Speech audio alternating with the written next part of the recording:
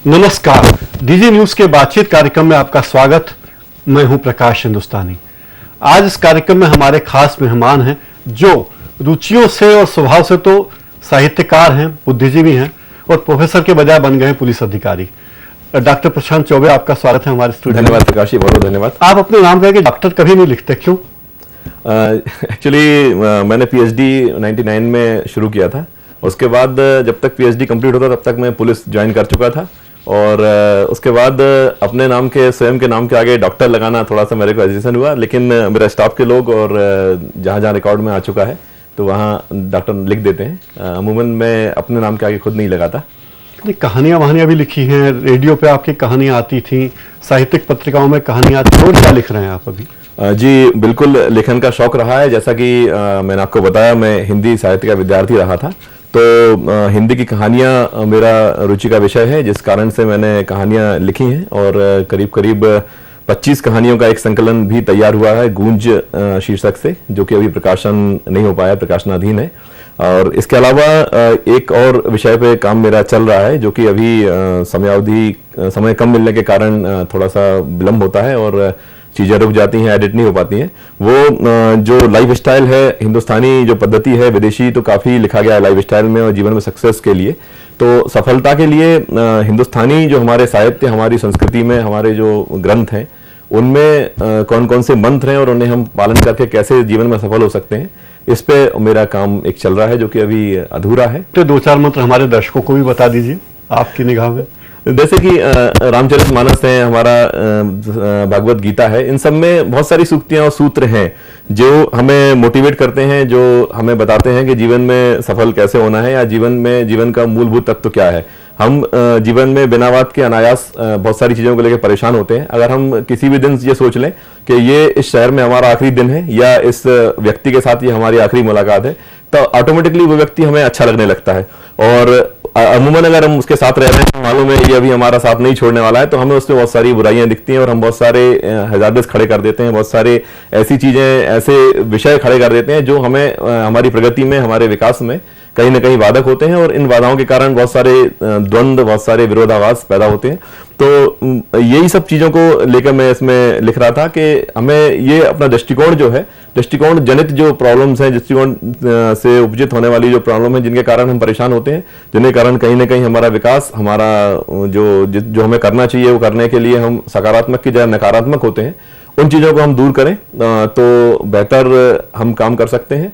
और जैसा कि मैंने बताया, हमारे प्राचीन ग्रंथों में, भगवत गीता में आपने पढ़ा होगा कि बहुत सारी ऐसी बातें हैं जिनको देख के हमें जीवन का दर्शन स्पष्ट होता है। रामचरितमानस की अगर हम बात करें तो रामचरितमानस जो ग्रंथ है, इसमें भी बहुत सारी चौपाइयों, सूक्तियों में वो ऐसी बातें हैं जो हमें जीवन का सारभूत मार्ग दिखाती हैं।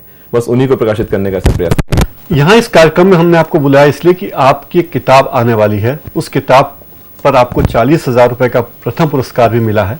पुलिस रिसर्च की ये किताब है, पुलिस रिसर्च एंड डेवलपमेंट ने ये आपकी किताब ली है। पुलिस नेतृत्व इसका नाम है। ये क्या है किताब और क्यों लिखी आप?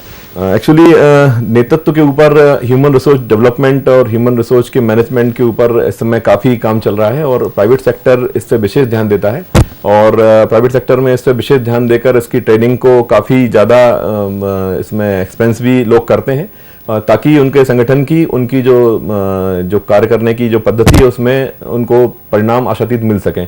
पुलिस विभाग में भी, चूंकि पुलिस का जो अधिकारी होता है, पुलिस का जो स्टाफ होता है, वो कहीं ना कहीं 2 प्रकार से लीड करता है। एक तो वो जनता के बीच, जनता के लोगों को, जो हमारे रिपोर्टर्स हैं, जो हम जिनसे डील करते हैं, उनको लीड करता है और कहीं ना कहीं अपने ऑर्गेनाइजेशन में, अपने स्टाफ में, जैसे थाना स्तर पर थाना प्रभारी और जिले में पुलिस अधीक्षक जो होते हैं, वो एक लीडर का काम करते हैं, अपने ऑर्गेनाइजेशन को लीड कर रहे होते हैं।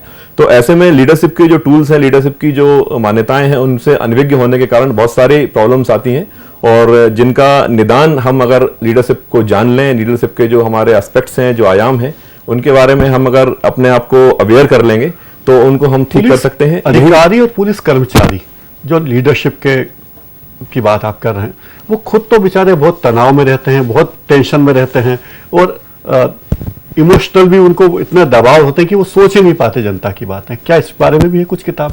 जैसा कि मैंने आपको बताया कि इमोशनल जो लीडरशिप है, मतलब लीडरशिप के जो टूल्स हैं जिनको मैंने अपनी इस किताब में लिखा हुआ है, ये 6 जो अध्याय इसके हैं सिर्फ इसी बात पे लेके डिवोट किए गए हैं। इनमें पुलिस नेतृत्व में हमें कौन कौन से जो आयाम है व्यक्तित्व के, जिन्हें हमें निखार कर हम पुलिस नेतृत्व को अपना सुदृढ़ कर सकते हैं और विभाग को अपना अवदान दे सकते हैं। उनमें टाइम मैनेजमेंट है, उसमें इमोशनल इंटेलिजेंस है, उसमें द्वंद्वात्मक परिस्थितियों से निवारण है, उसमें समय प्रबंधन है, आत्मविश्लेषण है, इमोशनल इंटेलिजेंस है। ये 6 टॉपिक्स इसमें दिए गए हैं। इनमें तनाव प्रबंधन, जैसा कि आपने बताया कि पुलिस के लिए बड़ा चुनौतीपूर्ण विषय होता है, क्योंकि पुलिस अधिकारी कर्मचारी जो होते हैं लगातार बहुत सारे दबाव उनके ऊपर, बहुत सारे तनाव उनके ऊपर होते हैं, क्योंकि एक तो 24 मल्टीप्लाइड बाई 7 जो होता है हमारा काम का जो टाइमिंग्स है वो ये होती है, क्योंकि कोई भी पुलिस अधिकारी राउंड द क्लॉक काम करने के लिए बाध्य होता है। अगर कोई परेशानी होती है तो उसको दिन या रात का अंतर नहीं हो पाता है। त्योहार और जो भी लोग अपना समय अच्छे से व्यतीत करते हैं वो समय भी हमें ड्यूटीज में देना होता है। नाइट गश्त भी करनी होती है, प्रभात गश्त भी करनी होती है। इसके अलावा पुलिस को त्योहारों में लगातार ड्यूटी करनी होती है। तो एक तनाव का फैक्टर पुलिस में आजकल बहुत ज्यादा प्रकाश जी सामने आता है, और वो तनाव जो है कहीं ना कहीं बाद में जाकर बीमारी का कारण बनता है। और एक तनाव वाला व्यक्ति कभी भी संवेदनशीलता से डील नहीं कर सकता, और तनाव में रहता हुआ व्यक्ति अच्छे से व्यवहार नहीं कर पाता है, जिसके कारण बहुत सारी समस्याएं आती हैं। तो तनाव प्रबंधन पर विशेष इस बुक में किया हुआ है, एक पूरा अध्याय इस पर है, और उसमें ये मैंने प्रयास किया है बताने का सरल और व्यवहारिक भाषा में कि कैसे हम तनाव को प्रबंधित करें, कैसे हम तनाव को रिलीज करें, और कैसे तनाव के सारे कारकों के होने के बावजूद हम तनाव रहित रहें और अपने आप को बेहतर अपना परफॉर्मेंस दे सकें। ऐसे ही जो आपने बताया कि भावनात्मक जो इंटेलिजेंस है या संवेदनात्मक जो हमारी दक्षता है, उस पर भी एक अलग से अध्याय इसमें लिखा हुआ है। अध्याय में ये बताया गया है कि इमोशनल इंटेलिजेंस का कैसे हम अपनी लीडरशिप में, अपने काम में हम इस्तेमाल कर सकते हैं। जैसा कि आपने देखा होगा कि कई बार हमारे पास जब रिपोर्टर आता है तो उसकी मानसिक स्थिति अलग होती है। वो उसके साथ छोटी सी भी घटना अगर हुई है, लेकिन उसके लिए जीवन में पहली और सबसे बड़ी घटना होती है।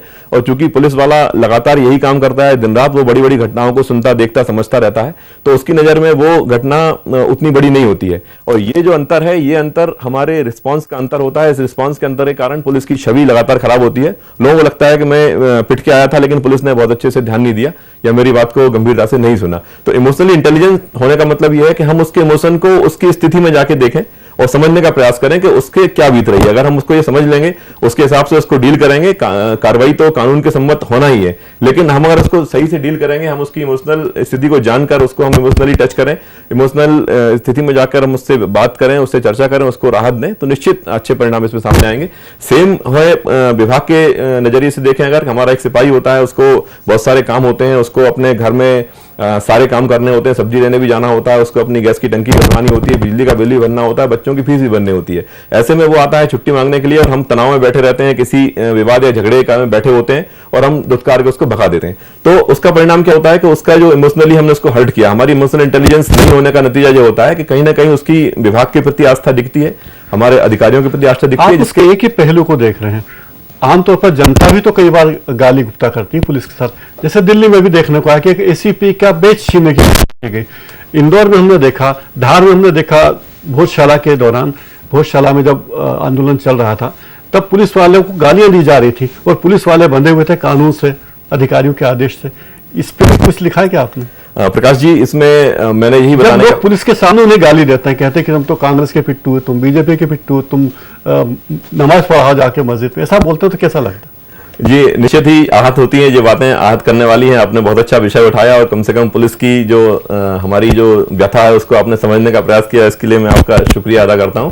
लेकिन मैंने जो इस बुक में बताने का प्रयास किया है, जनरली हम बात करें तो अगर हमें तो ऑब्वियसली जब हम किसी जिम्मेदारी का निर्वहन कर रहे होते हैं, चाहे वो परिवार में हो, चाहे समाज में हो, चाहे सरकार में हो, अगर हम किसी जिम्मेदारी स्थिति में होते हैं तो हमें जिम्मेदारी के नाते हमारा दायित्व होता है कि हम लोगों को समझें। क्योंकि अगर परिवार में अगर बच्चे किसी बात से व्यथित हैं और वो किसी अपने बड़े पे आक्षेप लगाते हैं, तो उस बड़े को ये समझ के शांत रहना पड़ता है, उसको ये स्वीकार करना पड़ता है कि नहीं, कहीं ना कहीं हमें जो है चीज को समझना है, उसको साकार। क्या आम आदमी खरीद पाएगा ये किताब? जी बिल्कुल, ये बीपीआरडी के द्वारा प्रकाशित होने वाली ये बुक है, और इसमें बीपीआरडी के जो आउटलेट्स हैं, पुलिस रिसर्च एंड डेवलपमेंट जी, जो पुलिस अनुसंधान विकास है, भारत सरकार का उपक्रम है, नई दिल्ली में इसका हेडक्वार्टर्स है, और इनके जो जहां जहां ये अपनी बुक सेल करते हैं उनके एड्रेस उस बुक पे होते हैं, उनके मेल एड्रेस होते हैं, और बीपी से ही मंगा सकते हैं। कोई भी व्यक्ति पढ़ सकता है? बिल्कुल बिल्कुल, कोई गोपनीय चीज नहीं है? नहीं, इसमें कोई गोपनीय चीज नहीं है, पब्लिक के लिए है और पुलिस डिपार्टमेंट के लिए है। सोशल वर्कर ज्यादा है, पुलिस वाले कम है। एक तो आप साहित्यकार हैं, दूसरा इसके पहले आप बुधनी में रहे, वहां आपने नशा मुक्ति के खिलाफ अभियान चलाया, इंदौर में आप आए, विजयनगर में सीएसपी हैं उस क्षेत्र में, तो आपने सीनियर सिटीजन को लेकर पंचायत बना दी। तो ये मतलब आपकी रुचि पुलिस के काम में कम, इन सब कामों में ज्यादा, ऐसा लगता है? नहीं प्रकाश जी, बिल्कुल आपका आक्षेप सही नहीं है। आप आंकड़े उठा के देख लें, या हमारे क्षेत्र में जो आपराधिक घटनाओं में जो ट्रेस हुई है या जो भी रेड कार्रवाई हुई है, मेरे ख्याल से रेड कार्रवाई भी आप डीजी न्यूज में देखते होंगे, रेड कार्रवाई भी बहुत सारी मैंने करी है, और चाहे वो क्रिकेट का सट्टा हो, चाहे वो चैन स्नैचर के गिरोह हो, चाहे वाहन चोरों गिरोह हो, काफी सफलताएं हम लोगों ने लगातार अर्जित की हैं। और ये मतलब ये कोई क्राइटेरिया नहीं होता है, जहां तक मैं सोचता हूं कि कोई व्यक्ति की अगर सामाजिक रुचि है तो वो ये नहीं कर सकता है, क्योंकि पुलिसिंग एक समाज से जुड़ा हुआ मुद्दा है।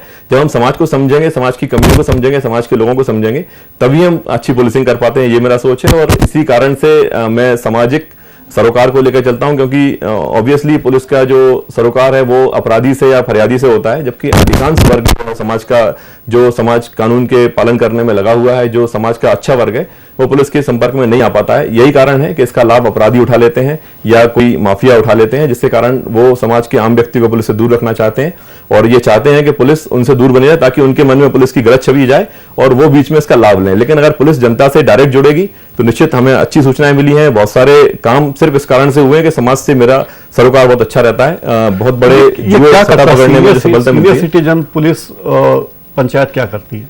सीनियर सिटीजन पुलिस पंचायत, जैसा कि मैंने आपको बताया था कि ये एक हमारा एक अभियान है, जिसे हम अभियान कह सकते हैं।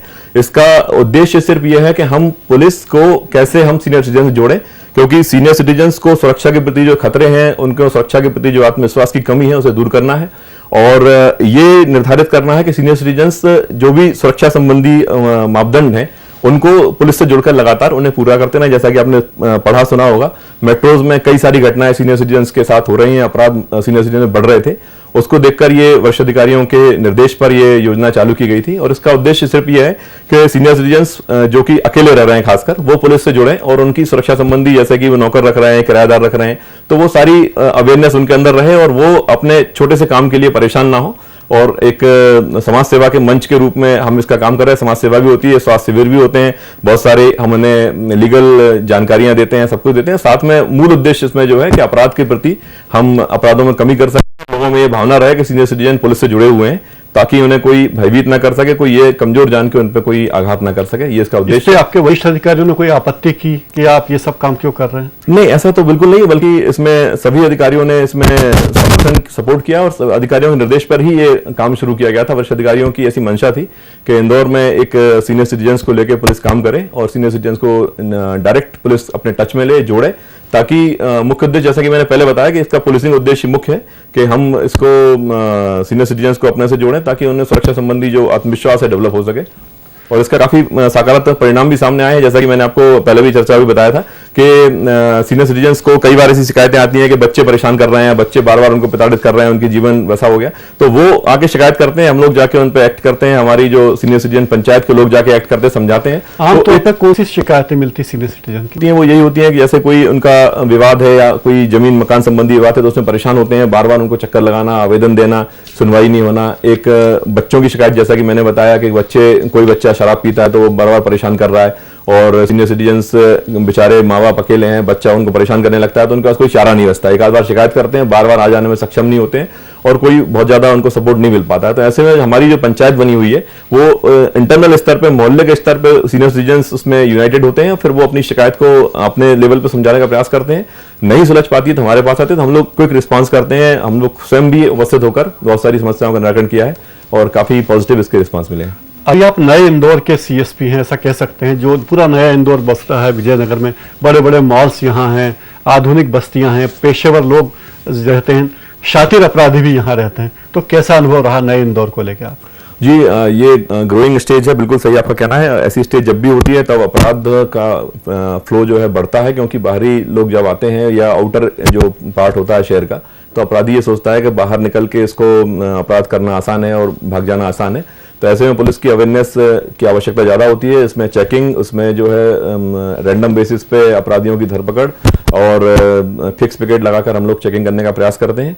दूसरा, जो अपराधी हैं, जो हमारे लिस्टेड अपराधी हैं, उन पे लगातार सतत निगाह रखने की आवश्यकता इसमें होती है। तो जो काम हम लोग बखूबी कर रहे हैं और उसका और अधिक सुधार करने का प्रयास। पुलिस की नौकरी में आके कभी कोई अच्छे संस्मरण अनुभव भी हुआ आपको? लगा कि अरे मैं कहीं अध्यापक हो जाता, प्राध्यापक हो जाता? जी बिल्कुल, ऐसा कभी नहीं लगा मेरे को, क्योंकि पुलिस की नौकरी को एक सेवा के रूप में देखें आप, एक समाज सेवा के रूप में देखें और एक न्याय करने की, एक लोगों को जस्ट तत्काल रिलीफ दिलाने की एक संस्था के रूप में देखें, तो पुलिस से अच्छा विभाग मेरे ख्याल से दुनिया में कहीं नहीं है। जब आदमी प्रताड़ित होता है सबसे पहले पुलिस के पास आता है। अगर पुलिस वाला नेक नीति के साथ उसको सुनता है और उसकी समस्या का निराकरण करने का प्रयास करता है तो निश्चित मन में बड़ा हर्ष होता है। हम लोग कई बार स्पॉट पर जाके कई लोगों की जो जीवन मरण से जूझ रहे होते हैं उनकी जान बचाते हैं। जान बचाने का सौभाग्य हमें मिलता है और लोगों की दुआएं लेने का जो सौभाग्य है पुलिस में बहुत ज्यादा मिलता है। जब कोई बुजुर्ग, कोई प्रताड़ित, कोई गरीब आता है, उसको बिठा के हम पानी पिला के उसकी समस्या सुन लेते हैं, उसका निराकरण करा देते हैं। उससे किसी बड़े व्यक्ति से जिससे उसे खतरा है, उससे हम खतरे से निजात दिला देते हैं। तो बहुत ज्यादा आत्मविश्वास मन में आता है और लगता है कि हम सारा काम, धर्म कर्म सब कुछ यही हो रहा है, बड़ा अच्छा काम हो रहा है, ऐसा लगता है।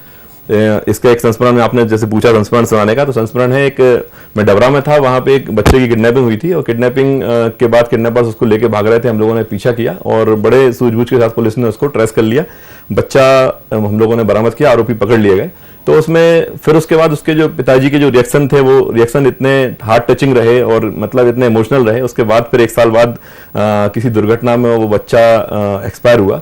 तो उसके बाद उसके पिताजी ने एक्सपायर होने के बाद मेरे को फोन किया और फोन करके बताया कि साहब मौत तो उसी दिन आ गई थी बच्चे की, लेकिन आप भगवान बन के आए थे और आज उसकी मौत पे आप नहीं थे, इसलिए मौत आ गई। मतलब वो हार्ट टचिंग बातें जो है आज भी मैं सोचता हूँ तो रोंगटे खड़े होते हैं और बहुत अच्छा लगता है। लेकिन ठीक है, दुखद पहलू इस घटना में रहा, लेकिन मतलब पुलिस के काम में अगर हम अच्छे से काम करें और किसी को रिलीफ दें तो निश्चित बहुत अच्छा प्लेटफॉर्म, और ये डिपार्टमेंट, इससे अच्छा डिपार्टमेंट मेरे ख्याल से दुनिया में नहीं होगा। चलते चलते का आखिरी सवाल, लोग कहते हैं कि इंदौर में पुलिस के पास बहुत ज्यादा दबाव है, पॉलिटिकल दबाव है, ऐसा है क्या? ऐसा मैं तो फील बिल्कुल नहीं करता है, क्योंकि करता हूँ। पुलिस के पास सभी लोग शिकायतें करते हैं, सभी लोग पुलिस ऑफिसर्स को फोन करते हैं। हमारे फोन नंबर्स हमारे बोर्ड पर डिस्प्ले होते हैं, हम लोग न्यूज़पेपर में भी ना फोन नंबर डिस्प्ले कराते हैं। तो डिस्प्ले है, फोन नंबर है, फोन लोग सभी लोग करते हैं और सभी लोग जायज बात करते हैं। जो बात कानून सम्मत होती है, जायज होती है, वो काम कर दिए जाते हैं। जो नाजायज कानून संबंध नहीं होती, क्योंकि पुलिस का जो काम है बड़ा फिक्स और कानून के दायरे में बंधा हुआ काम है। बहुत ज्यादा गुंजाइश कहीं कुछ होती नहीं है पुलिस में। तो ये आक्षेप जो लोग लगाते हैं वो कहीं ना कहीं अपनी गलती को छिपाने के लिए लगाते हैं। जहां तक मेरा अनुभव है पिछले 7 महीनों का, इंदौर में पॉलिटिकल कोई भी दबाव या कोई भी हस्तक्षेप ऐसा नहीं है जिसको लेकर हम चिंता करें। डॉक्टर प्रशांत चौबे, हमारे आग्रह पर आप आए, रात भर आपने 12 घंटे ड्यूटी की, फिर भी आपने समय निकाला हमारे लिए, आपका बहुत बहुत शुक्रिया। थैंक यू प्रकाश जी, बहुत बहुत धन्यवाद। न्यूज मेकर्स में फिलहाल इतना ही। आप हमारा ये कार्यक्रम YouTube पर जाकर भी देख सकते हैं। YouTube का URL स्क्रीन पर नीचे दिया गया है। नमस्कार।